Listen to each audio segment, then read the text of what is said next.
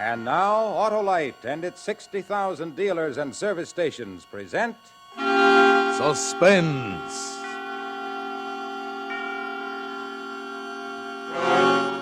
Tonight, Autolite brings you Mr. Danny Kaye in The Too Perfect Alibi, a suspense play produced and directed by Anton M. Leader.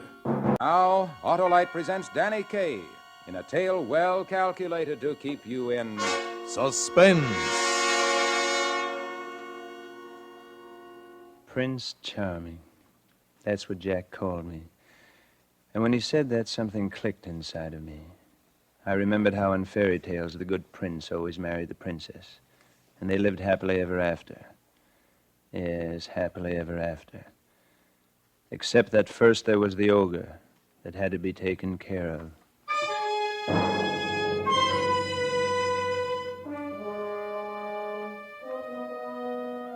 They were spending the weekend at my house in Croton, Catherine and Jack. The girl I loved and the fellow she loved.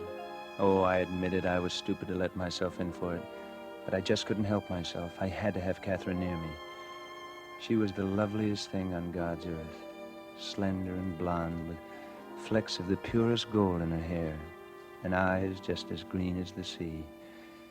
Jack was what the girls call a beautiful hunk of man, a one-time football hero. But now he was a clerk in a sports shop, a nobody. And why Catherine was so mad about him, I'll never know. After dinner Saturday night, we sat out on the terrace and looked out on the Hudson a half-mile away. Everything was quiet, peaceful. Jack, shall I tell him? After all, he is our best friend. Sure, honey, might as well. Tell me what? We're getting married Monday, Sam. Married? Hey, I'm the one who should look like he's going to face a firing squad, not you, Sam. Oh, I'm sorry, kids. It was just such a surprise, that's all. How about it, Sam? Will you be the best man? Sure, of course I will. Oh, good. And congratulations, both of you. Thank you, Sam, dear.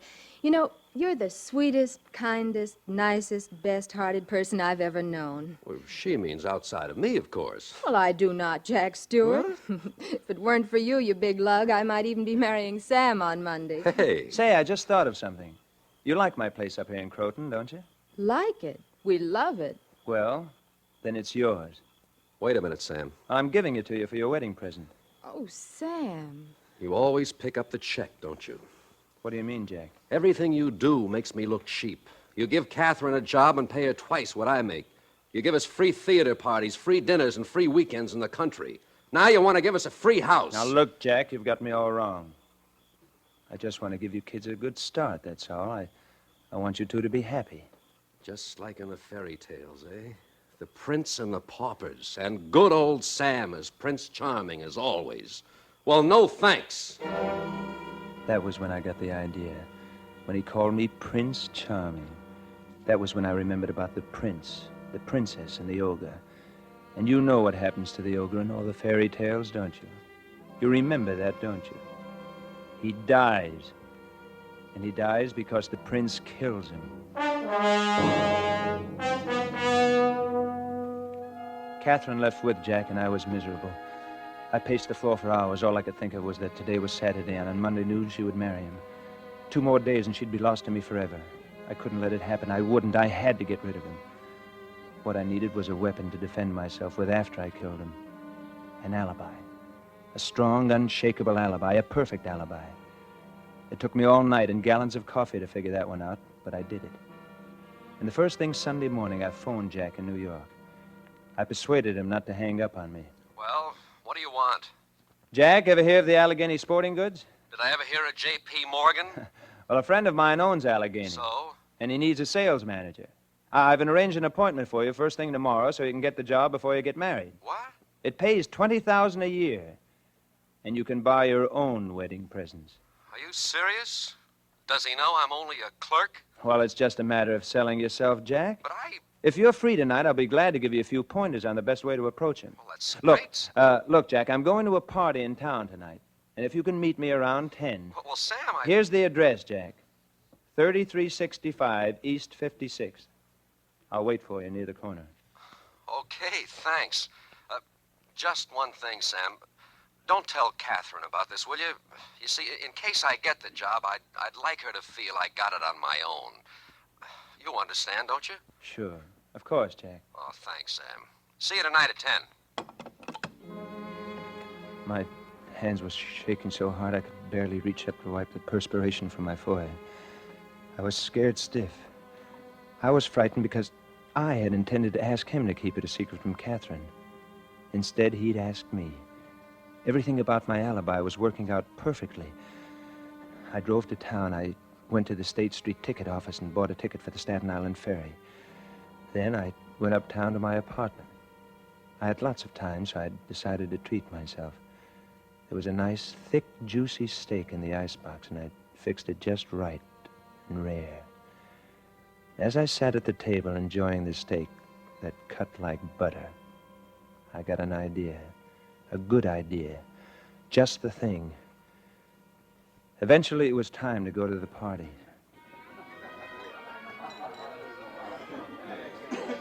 Why, Sam Rogers, where you been keeping yourself all summer, you dog? Running a still on my mountain up in Croton. Hi, Sammy. Hi. I spoke to everyone I knew and a few people I didn't know. I made certain that practically everybody saw or talked with me sometime during the evening. Hello, Sam. Where are you rushing off to, Frank? Hey, want to hear the 9 o'clock news? Oh, the news? Do you mind if I join you? Not at all. Come along. We listened to the news until 9:15. Then I got involved in an argument over Soroyan's new play. Of course he's mad, Sam. That's why he's so wonderful. Before I knew it, it was time. 1 minute to 10. I slowly smiled my way toward the door and edged my way out of the noisy crowd without anyone noticing. I walked casually through the open door. Once outside, I quickly walked away from the house toward the corner. I stopped under a tree where it was dark to wait for him.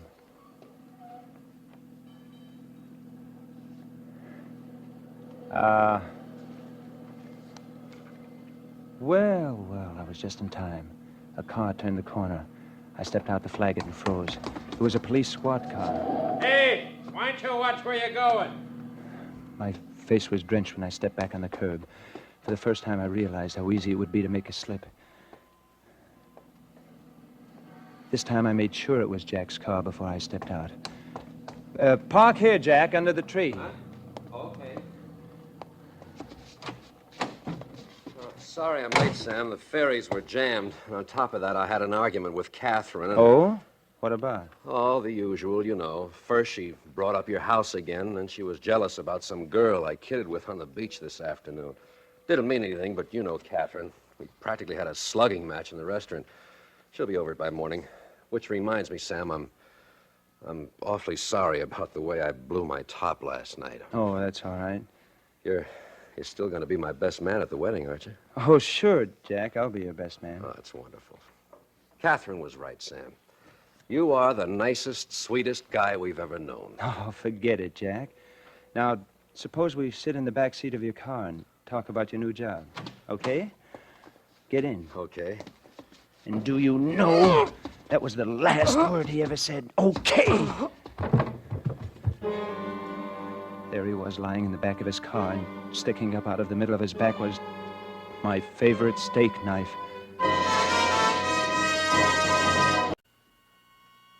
And now, Autolite brings back to our Hollywood soundstage Mr. Danny Kaye as Sam in A Too Perfect Alibi. A tale well calculated to keep you in suspense. After I stabbed him, I watched him slump to the floor of the car. And that's all there was to it. The ogre was dead. And now the prince and the princess could live happily ever after. I pushed his feet into the car and slammed the door. I locked the car with the keys I found in the ignition and put them in my pocket. Then I eased myself back into the house. I picked up the thread of conversation just as if it had never been broken. Well, that's the name of the game, kid. Gin. You never should have held on to those two kings, Johnny boy. Okay, Sam. Suppose you stop kibitzing and play this card shark yourself. He's got those things hypnotized. Well, just step to one side, John, and I'll show you a few tricks an old yogi named Gunga Jin once taught me. I can do it. I played gin all evening with Frank Bostwick. And though I never did like him very much, somehow I felt warm and friendly towards him now. Good night, darling. Then around 12-ish, the party broke up. I waited till practically everybody else left. Then I bid my host good night, got into Jack's car, and drove off.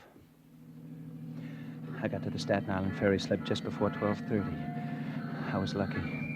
Traffic was still heavy. Nobody would notice me.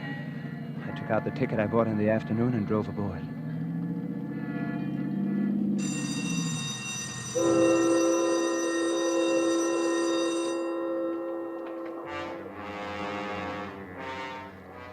A moment later, we started across the bay. I could breathe again. I checked off another point in my alibi. If they ever faced me with a night shift ticket agent, he would have to swear he'd never seen me or sold me a ticket in his life. It was so easy, I felt like laughing. I turned and looked at him lying on the floor in the back. He wasn't fighting me anymore. My alibi had him beaten all the way down the line. Suddenly, two things happened to me at once. I saw the knife sticking out of his back. Have your tickets ready, please. The ticket collector. I'd forgotten about him, too. I couldn't afford to have anyone remember me on this boat, and I had to get rid of that knife. I had to act fast. In spite of the sick feeling in my stomach, I leaned over the seat and yanked the knife out of Jack's back. His head jerked around and grinned up at me. I looked around for a piece of paper to wrap the knife in. There wasn't a scrap anywhere. I pulled out my wallet, grabbed 2 or 3 bills, and covered the blood-dripping blade in the bills. I got out of the car, jammed my tickets under the windshield wiper where he had to see it. Tickets. Have your tickets ready, please. Then I scrambled through a maze of bumpers and fenders till I reached the rail. My heart sounded like a bass drum. I leaned on the rail and looked into the black water. Then I dropped the knife over the side. Hey, I saw you do that. What? What did you... Don't you know it's against the law? What is? Dumping paper into the harbor. You could get arrested for that, mister. You better watch your step or something. Oh, thank you. I kept my head turned away from him so he couldn't get a good look at me. He'd never recognize me in a court of law, no, sir. Anyway, he'd forget all about me 5 minutes from now. My alibi was still 100%. I got back into the car. Staten Island, all out.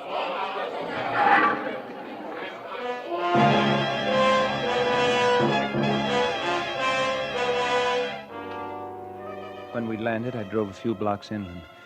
I left the car in front of a house and walked back to the ferry. By the time I got home, an hour later, I'd lost all my fears. I felt wonderful again. I went right to bed and slept soundly for the first time in weeks.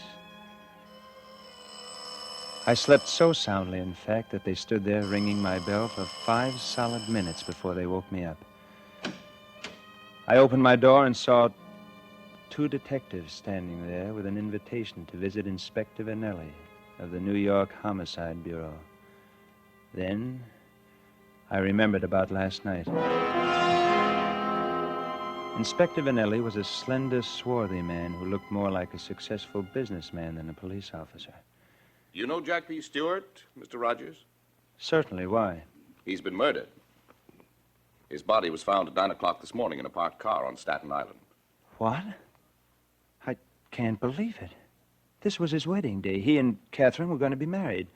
Mr. Rogers, what was your relationship with Catherine Gilpin? Inspector, I think I ought to tell you right off that I'm probably your best suspect. You are? Yes. Catherine turned me down for Jack. That probably gives me the best motive in the world for killing him, doesn't it? Well, supposing you let me decide who had the best motive. Okay, Mr. Rogers? Okay. All right, now the best place to begin is at the beginning. He kept me there hour after hour while the police stenographers crammed their pads with notes. Finally, late in the afternoon, one of the detectives hurried in and whispered something to him. Inspector Vanelli's hard face broke into a rocky smile. Okay, Mr. Rogers, you're clear. But I don't mind telling you now, I was sure it was you. Really, Inspector?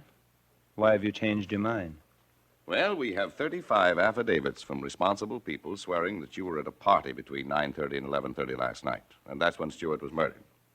That settles it. You've got a perfect alibi. I could hardly believe it. It had been so easy. Only yesterday, the girl I loved was miles away from me, unattainable. Today, she was mine for the asking. No more rivals, no more competition. Gradually, she would forget Jack and turn to me. It would take time, I knew that. But I had plenty of time. I could wait. Catherine phoned me the next morning. And suddenly, I didn't have any time at all. Sam, they've arrested me for Jack's murder. They've what? They've arrested me. But they can't. It's just a stupid mistake, Catherine. Look, I'll call my lawyer and we'll get you out of there right away.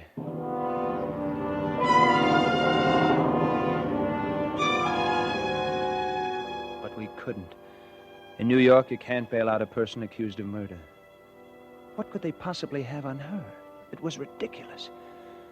But the thought of Catherine in prison was pure torture for me.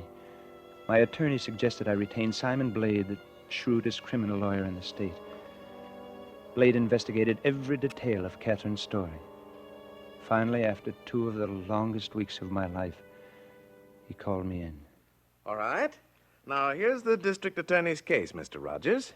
She and her boyfriend had an argument in a public place, a restaurant. They argued about 2 things. 1, she wanted to take your country house for a wedding present, but he didn't.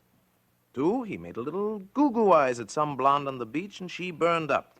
She tells him he's cheating on her. So then he burns up. He tells her to go marry somebody else and walks out. Yes, but how do the police know all this? They have witnesses, Mr. Rogers, witnesses.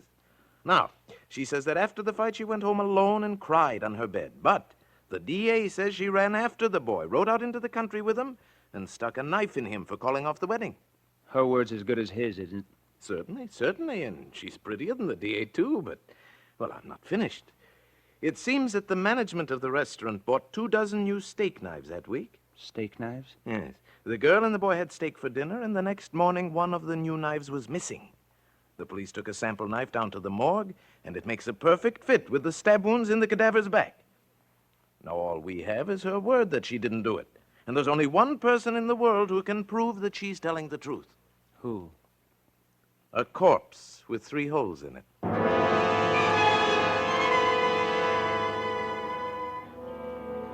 On the day of the trial, I sat with Simon Blade and waited for them to bring Catherine in. And when she came in, she looked so young and so lost. I had all I could do to keep myself from jumping to my feet and telling them the truth. Then she saw me. Her eyes lit up and she smiled. And I smiled back. And somehow I felt sure it would all come out right, just as I had planned it. Simon Blade was wonderful in that courtroom. One moment wringing sympathy from the jury for Catherine's pale face. The next frankly exploiting her sex with a knowing eye. And when he strutted before a terrified witness, his barbs always hit the bull's eye. And how did you know, sir, that the knife was missing from your restaurant? We counted. We counted them and found one was missing. You count your silver, huh? Yes, sir. What's the matter, Demos? Don't you trust your customer? Blade forced Demas to admit that customers walked off with knives, forks, and spoons every day, that several persons had steak that night, and that anyone might have taken that knife. Everything was going along fine. And then, the district attorney exploded a surprise in our laps. Do you recognize this handkerchief, Miss Gilpin? Yes, sir. It's mine. It's yours. And would you please tell the jury what made these stains on your handkerchief? Blood. They're blood stains. But you mustn't Blood? think... Whose blood? Jack's. It's Jack's blood. But I'm not guilty. Order! Order in the court. If there are any more such disturbances, I shall order the courtroom cleared. Proceed, Counselor. So, Miss Gilpin, you admit this is the blood of Jack Stewart? Yes, he had a nosebleed. He always had them when he was excited. I loaned him a handkerchief. A very convenient explanation. Shall I tell you, Miss Gilpin, what I think the real explanation is? I think you stabbed Jack Stewart. No. Then in your jealous rage, you struck again and again. No. Then, calmer, you noticed that your hands were covered with blood, his blood. No. You wiped them on the handkerchief, this handkerchief, Miss Gilpin. No. And went to dispose of the body. No, no, no!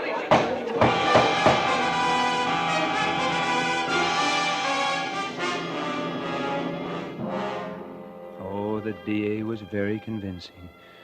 And the jury thought so, too. Because when they came in after 11 hours, they found Catherine guilty of murder in the first degree. We appealed the case and lost. I pulled every string I could to get a commutation from the governor. It was hopeless. I had to face it finally. I had killed Jack so I could have Catherine. But I couldn't have her now, and I didn't want to go on without her. I went to the DA and told him everything. Mr. Rogers, are you trying to tell me that you killed Stewart to keep him from marrying Miss Gilpin? That's right. That's right. Since I can't have her, I might as well confess. Will you arrange to have her released? Look, Rogers, I know exactly what you're trying to do, but I've got no time for heroes. I've got 35 sworn affidavits in my files which prove that you couldn't have killed Stewart. I've got my conviction, and so far as I'm concerned, this case is closed. You wouldn't believe me. And Catherine's execution was only a week off. I went to the newspapers with my story, but they wouldn't believe me either. One of them did send a reporter with me to see the people who were at the party that night. Sam, it's wonderful what you're trying to do, but I can't lie about it, and I won't. That was the kind of answer I got everywhere I turned. Then I tried to find the two policemen who'd passed as I left the house, and the man who had seen me throw the knife off the ferry, but it was useless. I couldn't find one person who would believe me, not one. The next day, I made a last attempt to see Catherine. They wouldn't let me. But late that afternoon, I received a note from her. It was heartbreakingly full of all the things we planned and now would never do. And what hurt me most was the part where she said, I heard all about it, Sam, and I love you for it. I love you for your foolhardy attempt to save my life at the expense of your own. Jack once called you Prince Charming, but he never dreamed what a prince you really are. even she, Prince Charming, even Catherine wouldn't believe me. And that was harder to take than all the rest. And you don't believe me either, do you, friend? Well, Mr. Rogers, it's very hard to... Shh. Listen.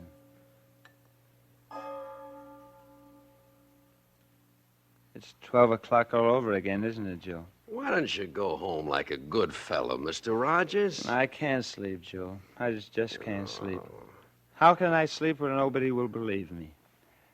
Joe, why do the innocents always suffer in this world? Catherine was innocent. Why did she have to suffer? Oh, you got it all wrong, Mr. Rogers. The innocents don't suffer, but the guilty, they're the ones. Take you, for instance. Supposing you really was guilty of Jack Stewart's murder, and supposing she paid for your crime, why, you'd have 2 lives on your conscience this very minute, Mr. Rogers. And you'd have been suffering for those 2 lives ever since the night she went to...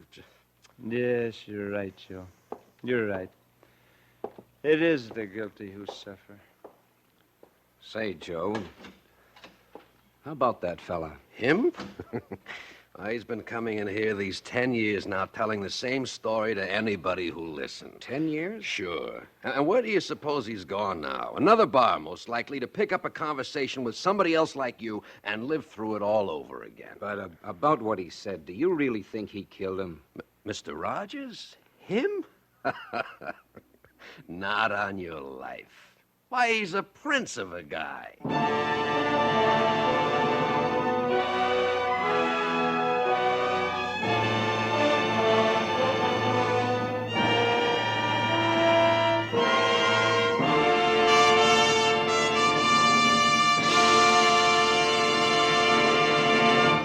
Thank you, Danny Kaye, for a splendid performance. Mr. Kaye will return in just a moment.